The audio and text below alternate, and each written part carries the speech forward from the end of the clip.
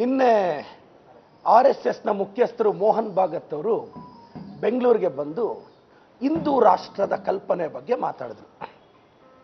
Mohan Bhagwat sir Yatnal ಅವ್ರಿಗೆ, R Ashok ಅವ್ರಿಗೆ, CT ರವಿಗೆ ಇವ್ರಿಗೆ ಹೆಂಗೂ ಬುದ್ಧಿ ಇಲ್ಲ, ಇವ್ರಿಗೆ ಅಭಿವೃದ್ಧಿ ಬೇಕಾಗಿಲ್ಲ, ಬರೀ ಹಿಂದೂ ಧರ್ಮ ಮುಸ್ಲಿಮ್ಸ್ನ ಬೈಯೋ ಕೆಲಸ ಇಟ್ಕೊಂಡಿದ್ದಾರೆ.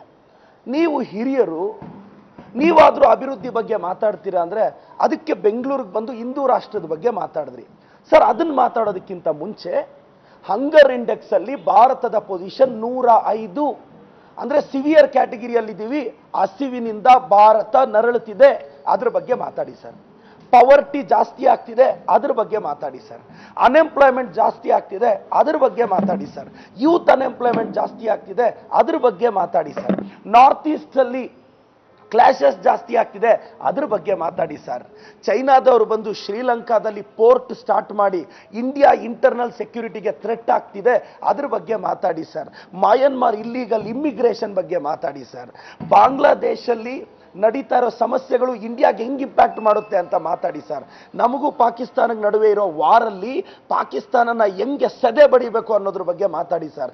ಲೈನ್ ಆಫ್ ಆಕ್ಚುಯಲ್ ಕಂಟ್ರೋಲ್ ಅಲ್ಲಿ ಚೈನಾ ಮಿತಿಮೀರಿ ವರ್ತಿಸ್ತಿದೆ, ಅದ್ರ ಬಗ್ಗೆ ಮಾತಾಡಿ ಸರ್.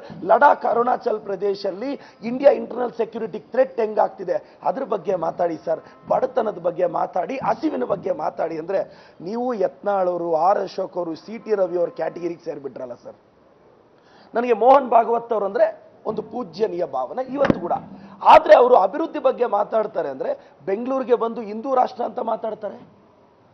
ಸರ್, ಅಬ್ದುಲ್ ಕಲಾಂ ಅವ್ರನ್ನ ನೀವು ಟ್ರೂ ನ್ಯಾಷನಲ್ ಲೀಡರ್ ಅಂತ ಕರೆದಿದ್ರಿ. ಅವರು ಇಸ್ಲಾಂ ಧರ್ಮದಲ್ಲಿ ಹುಟ್ಟಿದ್ದು ಸರ್.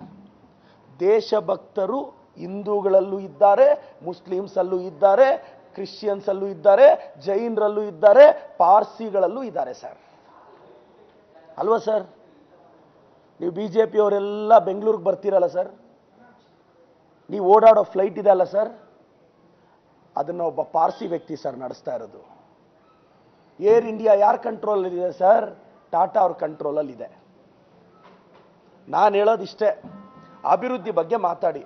ನಮ್ಮ ಪ್ರಿಯಾಂಕ್ ಸಾಹೇಬ್ರು ನಿಮ್ಮನ್ನೇನು ಕೇಳಿದ್ರು ಸರ್? RSS ರಿಜಿಸ್ಟರ್ ಫಾರಂ ಕೊಡಿ ಅಂದ್ರು.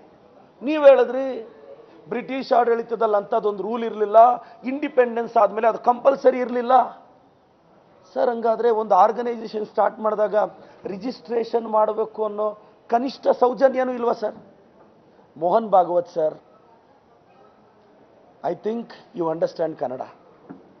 Please, before speaking about the Hindu Rashtra, please speak about the hunger status of India, power status of India, illegal immigration from the Myanmar, and the war between the India and Pakistan. Speak about the China's control over Sri Lanka port, which affects India's internal security.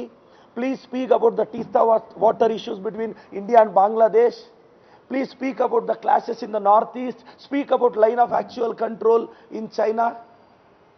ये सब पहला बात कीजिए sir. Thank you sir.